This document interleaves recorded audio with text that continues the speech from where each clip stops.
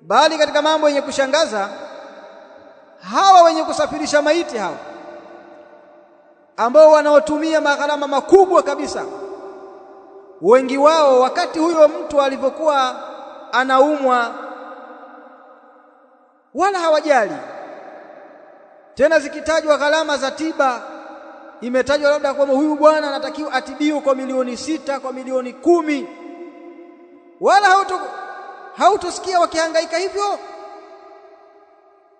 Wanasubiri akishakufa sasa, pale ndio kile chama cha kufa na kuzikana kifanye kazi sasa.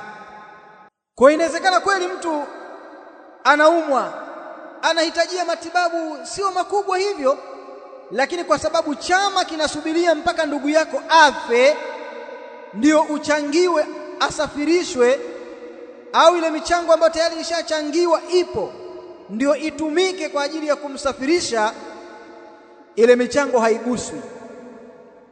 Michango yao haiguswi bwana. Watakusubiria uuguzwe, upate tabu kwenye kuuguza. Ukitoa tu taarifa, bwana yule bwana ameshafariki, basi acha niongee na mwenyekiti awepe taarifa wadau wa chama, aongee na mweka hazina, tupige bajeti kutoka hapo mpaka mkoa fulani itakuwa ni shilingi ngapi.